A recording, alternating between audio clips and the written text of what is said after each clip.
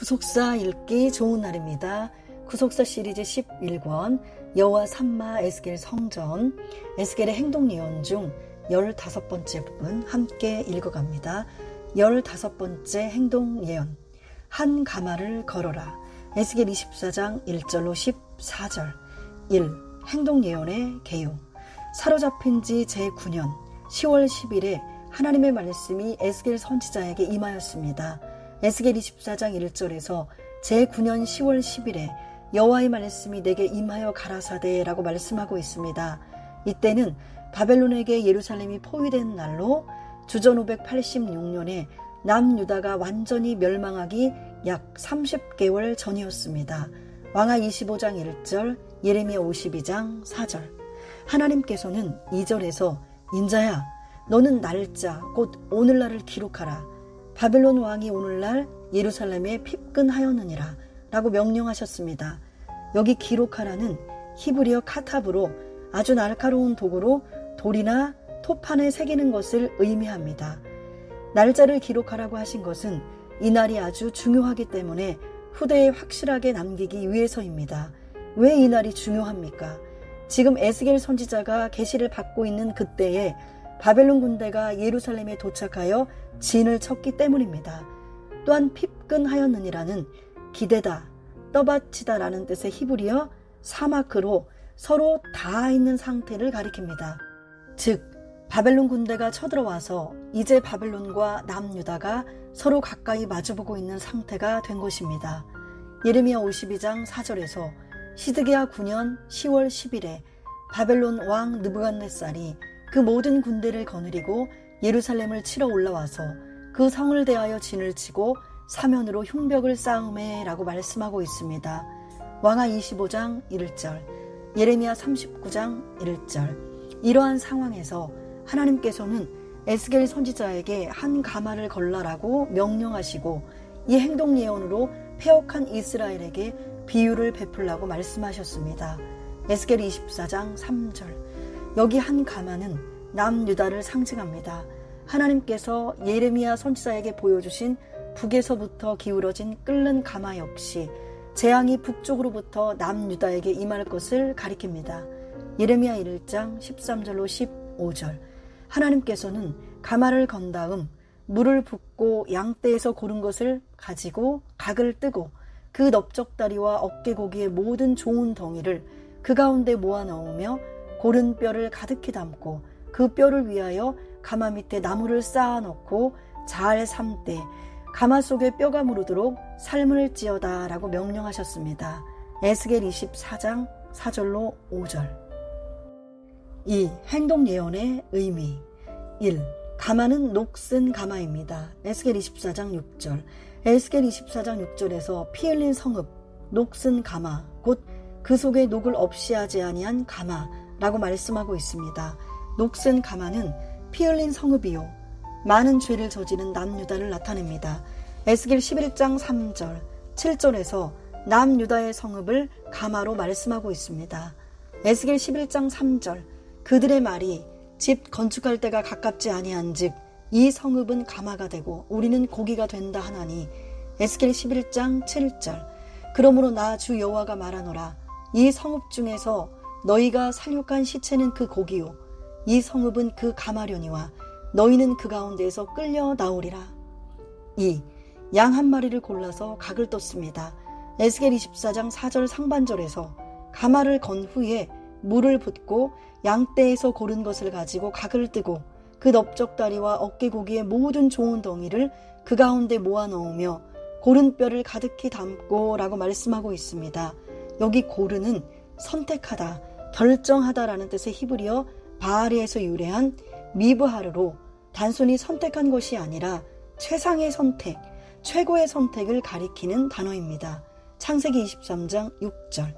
전 세계 모든 민족 가운데 하나님께서는 이스라엘을 선택하셨으며 이것은 최고의 선택이었음을 의미합니다.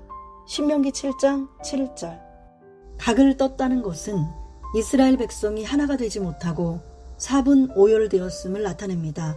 각을 뜬 고기 조각들을 가리키는 덩이는 히브리어 네타흐로 파편, 조각이라는 뜻을 가지고 있습니다. 가마 속에 넣은 덩이들은 하나가 되지 못하고 분열된 왕과 지도자들과 백성을 가리킵니다. 3. 나무를 쌓아 불을 지폈습니다. 하나님께서는 나무를 쌓아 불을 지피게 하셨습니다. 에스겔 24장 4절 하반절에서 가마 밑에 나무를 쌓아 넣고 잘 삶때 가마 속에 뼈가 무르도록 삶을지어다 라고 말씀하고 있습니다.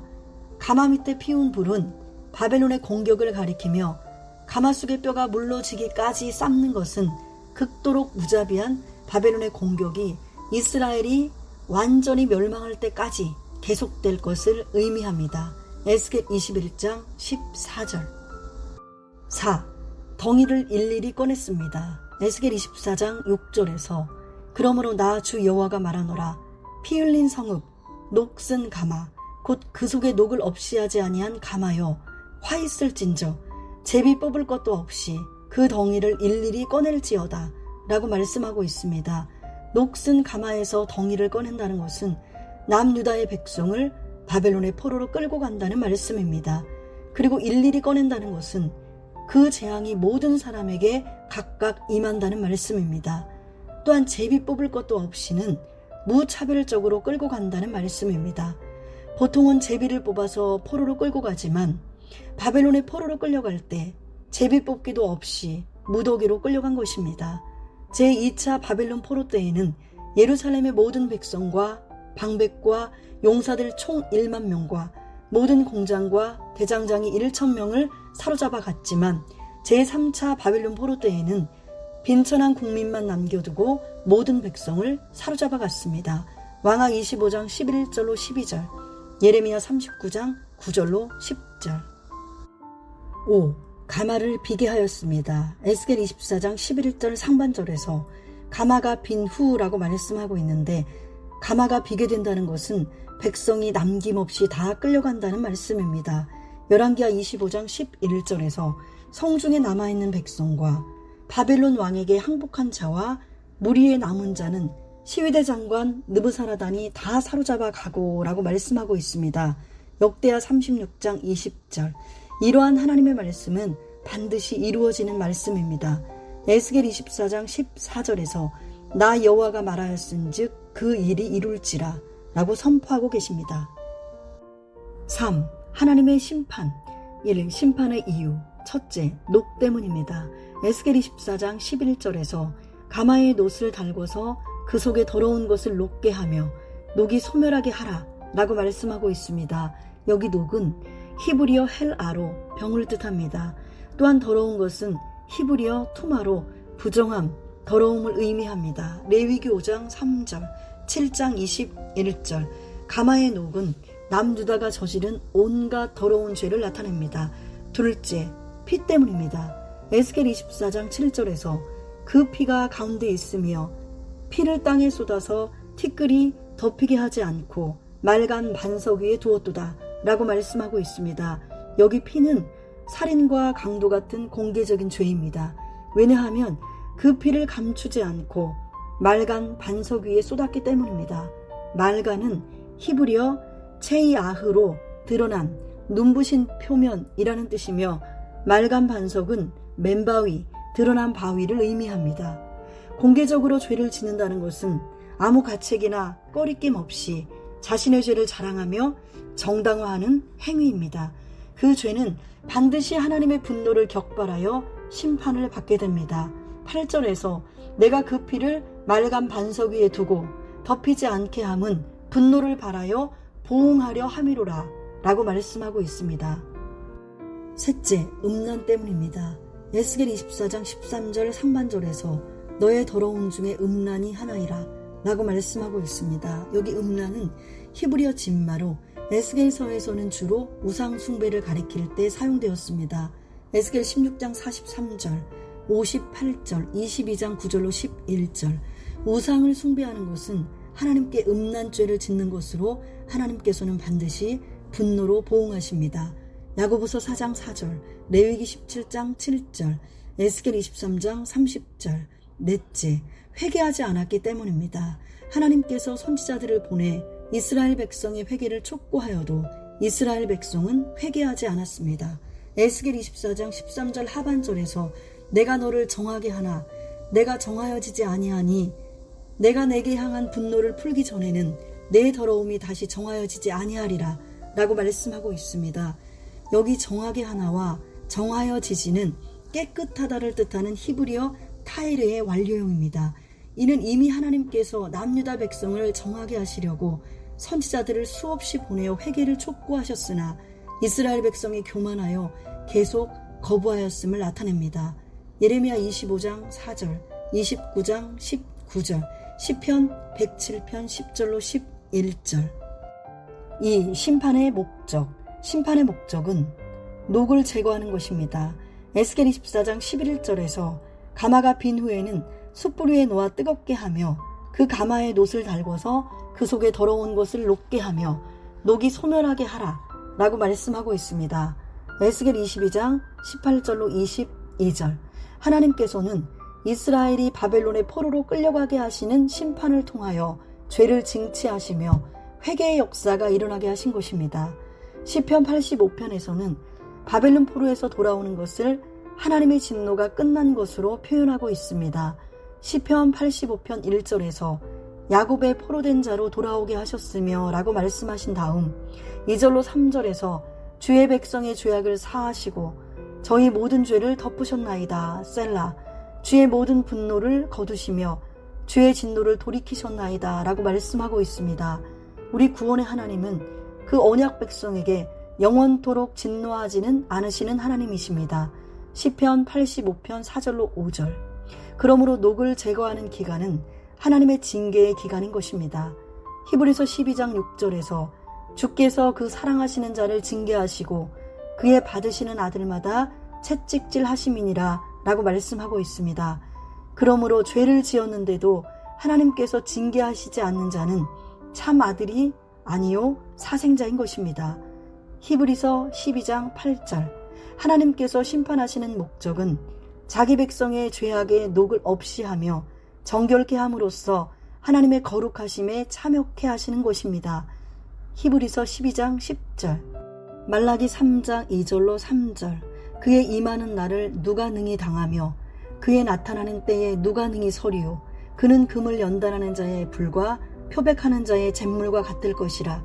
그가 은을 연단하여 깨끗게 하는 자같이 앉아서 레위 자손을 깨끗게 하되 은같이 그들을 연단하리니 그들이 의로운 제물을 나 여호와께 드릴 것이라. 16번째 행동예언. 슬퍼하지 말아라. 에스겔 24장 15절로 24절. 1. 행동예언의 개요. 1. 예언의 시기. 에스겔 선지자의 아내가 갑자기 죽었습니다. 그날은 예루살렘이 바벨론 군대에 포위를 당한 날이었습니다. 하나님께서는 바로 그날에 에스겔 선지자의 아내가 죽게 하시는 충격적인 방법으로 예루살렘 멸망에 대한 말씀을 전하셨습니다. 주전 588년 10월 10일은 바벨론이 예루살렘을 포위한 날이었습니다. 에스겔 24장 1절로 2절에서 제9년 10월 10일에 여호와의 말씀이 내게 임하여 가라사대 인자야 너는 날짜 곧 오늘날을 기록하라. 바벨론 왕이 오늘날 예루살렘에 피끈하였느니라 라고 말씀하고 있습니다. 이어서 에스겔 선지자에게 한 가마를 걸고 양을 그 속에 넣고 뼈가 무르기까지 삶을 하는 행동 예언을 명령하셨습니다. 에스겔 24장 3절로 5절. 계속해서 여호와의 말씀이 다시 에스겔 선지자에게 임하였습니다. 15절에서 여호와의 말씀이 또 내게 임하여 가라사대 라는 말씀은 히브리어로 볼 때 1절로 14절과 와옥의 수법으로 연결되어 연속되는 사건임을 나타내고 있습니다. 그러므로 하나님께서 에스겔 선지자의 아내를 죽게 하시고 그와 관련된 행동 예언을 명령하신 날도 주전 588년 10월 10일입니다. 이 예언의 개요. 첫째, 에스겔 24장 16절 말씀입니다. 인자야, 내가 내 눈에 기뻐하는 것을 한번 쳐서 빼앗으리니 너는 슬퍼하거나 울거나 눈물을 흘리거나 하지 말며 라고 말씀하고 있습니다. 둘째, 에스겔 24장 17절 말씀입니다. 죽은 자들을 위하여 슬퍼하지 말고 종용이 탄식하며 수건으로 머리를 동이고 발에 신을 신고 입술을 가리우지 말고 사람의 부의하는 식물을 먹지 말라 하신지라 라고 말씀하고 있습니다. 셋째, 에스겔 24장 18절 말씀입니다. 내가 아침에 백성에게 고하였더니 저녁에 내 아내가 죽기로 아침에 내가 받은 명령대로 행하매 라고 말씀하고 있습니다. 이상의 내용을 표로 정리하면 다음과 같습니다. 에스겔 24장 16절, 에스겔 24장 17절, 에스겔 24장 18절. 1. 내 눈에 기뻐하는 것을 빼앗는다. 2. 슬퍼하거나 울거나 눈물을 흘리거나 하지 말라. 3. 종용이 탄식하라. 4. 수건으로 머리를 동이고 발에 신을 신고 입술을 가리지 말라. 5. 부의하는 식물을 먹지 말라. 6. 아침에 백성에게 고하라. 7. 저녁에 아내가 죽었다. 2. 행동예언의 의미. 1. 내 눈에 기뻐하는 것은 에스겔 선지자의 아내를 가리킵니다. 에스겔 24장 16절에 인자야 내가 내 눈에 기뻐하는 것을 한번 쳐서 빼앗으리니 너는 슬퍼하거나 울거나 눈물을 흘리거나 하지 말며 라고 말씀하고 있습니다. 여기 기뻐하는 것에 쓰인 히브리어 마흐마드는 욕망, 바라는 것, 즐거운 것이라는 뜻으로 귀중한 것, 애틋하게 아끼는 것을 가리킵니다. 에스겔 24장 25절, 열왕기상 20장 5절로 6절에서도 마흐마드는 아합 왕이 아끼는 은금과 아내와 자녀들을 가리키고 있습니다. 사람들이 자기 아내와 자녀를 아끼듯이 에스겔 선지자도 자기 아내를 애틋하게 아꼈던 것입니다. 이 하나님의 사람은 자신을 부인해야 합니다. 예수님께서도 마태복음 16장 24절에서 아무든지 나를 따라오려거든 자기를 부인하고 자기 십자가를 지고 나를 좇을 것이니라 라고 말씀하셨습니다. 첫째, 자기와 일체된 것을 부인해야 합니다. 포로지에서 에스겔이 선지자로 사역할 때에 그 행동 예언을 아무도 이해하지 못하고 미치광이로 취급하였지만 그의 아내는 믿음의 조력자로서 에스겔에게 힘이 되고 사랑스러운 존재였을 것입니다. 에스겔 선지자와 그 사랑하는 아내는 그야말로 일체가 된 관계였습니다. 하나님께서 아브라함에게 이삭을 바치라고 하셨는데 아브라함과 이삭도 일체가 된 관계였습니다. 창세기 22장 1절로 2절, 12절. 진정한 성도는 하나님의 뜻이라면 자기와 일체가 된 가족까지도 부인해야 합니다. 마태복음 10장 37절에서 아비나 어미를 나보다 더 사랑하는 자는 내게 합당치 아니하고 아들이나 딸을 나보다 더 사랑하는 자도 내게 합당치 아니하고 라고 말씀하고 있으며 누가복음 9장 23절에서도 아무든지 나를 따라오려거든 자기를 부인하고 날마다 제 십자가를 지고 나를 좇을 것이니라 라고 말씀하고 있습니다. 이것은 아무리 자기 가족을 사랑해도 하나님보다 가족이 먼저가 되어서는 안 된다는 말씀입니다. 둘째, 자신의 감정도 부인해야 합니다. 에스겔 선지자가 젊은 아내를 갑자기 잃었을 때 큰 슬픔이 복받쳐 올랐을 것입니다. 그러나 하나님의 선지자는 자신의 감정까지도 부인해야 합니다. 에스겔은 선지자로 부름받은 주전 593년에 30세였습니다. 에스겔 1장 1절. 그러므로 본 행동 예언이 선포된 때는 대략 주전 588년으로 에스겔이 35세 정도 되었을 때입니다. 아마도 그의 아내는 에스겔보다 더 젊었을 것입니다. 에스겔 선지자가 이렇게 젊고 사랑스러운 아내를 갑자기 잃었을 때 얼마나 슬펐겠습니까? 그런데 하나님께서는 절대로 슬퍼하거나 울거나 눈물을 흘리지 말라고 준엄하게 명령하셨습니다. 에스겔 24장 16절을 볼 때 하나님께서는 너는 슬퍼하거나 울거나 눈물을 흘리거나 하지 말며 라고 말씀하고 있습니다.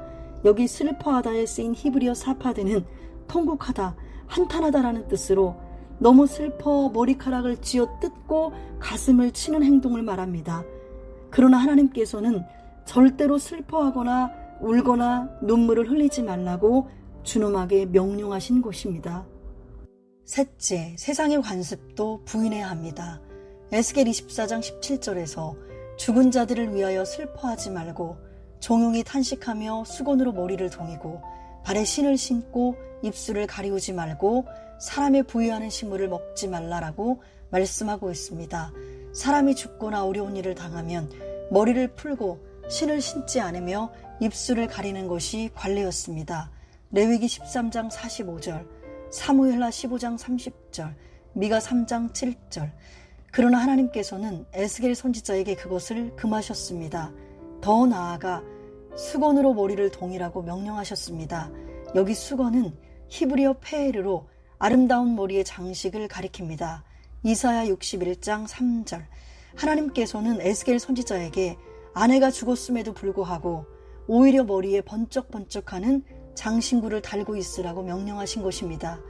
참으로 세상 사람들의 눈에는 에스겔 선지자가 완전히 미친 사람처럼 보였을 것입니다.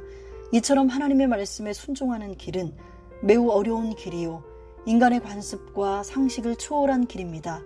심지어 미쳤다는 소리를 듣기도 합니다. 고린도후서 5장 13절에 우리가 만일 미쳤어도 하나님을 위한 것이요 만일 정신이 온전하여도 너희를 위한 것이니 라고 말씀하고 있습니다. 진정한 성도는 미쳤다는 소리를 들어도 하나님의 명령이라면 절대 순종해야 합니다. 넷째, 사람들의 위로도 부인해야 합니다. 에스겔 24장 17절 하반절에서는 사람의 부의하는 식물을 먹지 말라라고 명령하고 있습니다. 부의하는 식물은 히브리어 레헴, 떡이라는 한 단어입니다. 이 떡은 사람이 죽었을 때 그 유족을 위로하고 동정하는 표로 사람들이 가져다주는 음식입니다. 그런데 하나님께서 이 음식을 먹지 말라고 명령하신 것은 한마디로 사람들의 위로도 받지 말라는 것입니다. 욥기 2장 11절로 13절. 3. 에스겔 선지자의 아내의 죽음과 예루살렘 성전. 1. 아내는 예루살렘 성전을 의미합니다. 이스라엘 백성이 에스겔 선지자에게 그의 아내가 갑자기 죽은 일에 대하여 그 의미를 물었습니다. 에스겔 24장 19절에서 백성이 내게 이르되 내가 행하는 이 일이 우리에게 무슨 상관이 되는지 너는 우리에게 고하지 아니하겠느냐 라고 말씀하고 있습니다. 이에 에스겔 선지자가 하나님의 말씀으로 대답하였습니다. 에스겔 24장 20절, 에스겔 24장 21절에서 너는 이스라엘 족속에게 이르기를 주 여호와의 말씀에 내 송소는 너희 세력의 영광이요 너희 눈의 기쁨이요 너희 마음의 아낌이 되거니와 내가 더럽힐 것이며 너희의 버려둔 자녀를 칼에 엎드러지게 할지라 라고 말씀하고 있습니다. 여기 성소는 히브리어 미크다시로 거룩한 곳이라는 뜻이며 예루살렘 성전을 가리킵니다. 에스겔 선지자가 아끼던 자신의 아내가 죽었던 것처럼 이스라엘 백성이 아끼던 하나님의 성소도 반드시 파괴를 당한다는 말씀입니다. 2. 아내의 갑작스러운 죽음은 예루살렘 성전의 갑작스러운 파괴를 의미합니다. 첫째, 하나님께서 치십니다. 에스겔 24장 16절 상반절에서 인자야 내가 내 눈에 기뻐하는 것을 한번 쳐서 빼앗으리니 라고 말씀하고 있습니다. 여기 쳐서는 히브리어 막게파인데 연병, 재앙, 살육으로 번역됩니다. 이 단어는 애굽에 내린 10가지 재앙을 가리킬 때 출애굽기 9장 14절, 연병으로 많은 사람이 죽었을 때 민수기 14장 37절, 17장 13절, 25장 8절로 9절, 18절, 시편 106편 29절로 30절, 전쟁에서 살육당할 때 사무엘상 4장 17절에 사용되어 주로 하나님의 심판을 표현합니다. 이러한 단어의 용례들을 통하여 에스겔 선지자의 아내의 죽음이 이스라엘 백성이 받아야 할 심판에 대한 표징이 되게 하시려고 막게파에 해당하는 비참한 죽음을 맞게 하신 것을 알 수 있습니다. 둘째, 하나님께서 빼앗아 가십니다. 에스겔 24장 16절 상반절에서 내가 내 눈에 기뻐하는 것을 한번 쳐서 빼앗으리니 라고 말씀하고 있으며 25절 하반절에서는 그 마음에 간절히 생각하는 자녀를 제하는 날이라고 말씀하고 있습니다. 여기 빼앗으리니와 제하는은 둘 다 히브리어 라카입니다. 이것은 하나님께서 에녹과 엘리야를 갑자기 데려가실 때 쓰인 단어로 에스겔 선지자의 아내가 갑자기 죽었듯이 유다의 멸망이 갑자기 임할 것을 나타냅니다. 예레미야 16장 5절로 9절. 이와 같이 주님의 재림과 세상의 종말도 호련히 임합니다. 마가복음 13장 35절로 36절. 데살로니가 전서 5장 2절로 3절에서 주의 날이 밤의 도적같이 이룰 줄을 너희 자신이 자세히 알미라. 저희가 평안하다 안전하다 할 그때에 잉태된 여자에게 해산 고통이 이름과 같이 멸망이 호련히 저희에게 이르리니 결탄코 피하지 못하리라 라고 말씀하고 있습니다. 4. 예루살렘 성전의 의미. 에스겔 24장 21절에서 너는 이스라엘 족속에게 이르기를 주 여호와의 말씀에 내 성소는 너희 세력의 영광이요 너희 눈의 기쁨이요 너희 마음의 아낌이 되거니와 내가 더럽힐 것이며 너희의 버려둔 자녀를 칼에 엎드러지게 할지라 라고 말씀하고 있습니다. 1. 세력의 영광. 세력은 히브리어 오지로 힘이라는 뜻이며 영광은 히브리어 가온으로 하나님께 사용되는 경우에는 위엄, 영광이라는 뜻입니다. 하나님의 위엄이 함께 하시는 것이 이스라엘 백성의 힘입니다. 하나님의 성전은 하나님의 위엄과 영광이 머물러 있는 곳이요 그 백성의 힘이 되는 곳입니다. 2. 눈의 기쁨. 기쁨은 히브리어 마흐마드로 귀중한 것, 애틋하게 아끼는 것을 가리키며 갈망하다라는 뜻을 가진 히브리어 하마드에서 유래하였습니다. 에스겔 24장 25절. 이 단어는 에스겔 24장 16절에서 에스겔의 아내를 가리킬 때에도 사용됩니다. 아름다운 아내를 바라보기만 해도 기쁘듯이 이스라엘 백성에게 성전은 바라보기만 해도 기쁨이 가득했던 곳이었습니다. 3. 마음의 아낌. 아낌이라는 단어는 히브리어 마흐말로 동정과 자비의 대상, 가장 사랑하는 대상을 가리킵니다. 성전은 이스라엘 백성이 가장 귀하게 여기고 사모하던 곳이었습니다. 그래서 그들은 성전이 하나님의 위엄이 머물러 있는 곳이기에 절대로 파괴될 수 없다고 생각하였습니다. 이렇게 성전은 이스라엘 백성에게 가장 소중한 것이었습니다. 심지어 이스라엘 백성에게는 그들의 자녀처럼 소중한 것이었습니다. 에스겔 24장 25절에서는 그 힘과 그 즐거워하는 영광과 그 눈에 기뻐하는 것과 그 마음에 간절히 생각하는 자녀라고 말씀하고 있습니다. 그러나 이스라엘 백성이 회개하지 않으면 이러한 성전까지도 하나님께서는 더럽히시고 파괴하십니다. 21절 하반절에서 내가 더럽힐 것이며 너희의 버려둔 자녀를 칼에 엎드러지게 할지라 라고 말씀하고 있습니다. 25절에서는 제하는 날이 있다고 말씀하고 있습니다. 21절에 더럽힐 것이라는 단어는 히브리어 할랄로 구멍을 뚫다라는 뜻인데 여기서는 강조형이 사용되어 완전한 파괴를 나타냅니다. 예루살렘 성전이 완전히 파괴되는 것은 이스라엘 백성에게 상상조차 할 수 없는 일이었습니다. 그들에게는 예루살렘 성전만큼은 절대로 파괴되지 않을 것이라는 성전 지상주의가 만연해 있었습니다. 그러나 하나님께서는 그러한 성전까지도 언약 백성을 정결케 하시는 하나님의 구속 경륜 가운데 파괴하셨습니다. 하나님의 구속 경륜은 보이는 돌과 나무로 이루어진 건물에 제한된 것이 아니며 성전의 실체가 되시는 예수 그리스도를 통해서 완전하게 성취됩니다. 요한복음 2장 19절로 21절, 이사야 14장 26절로 27절.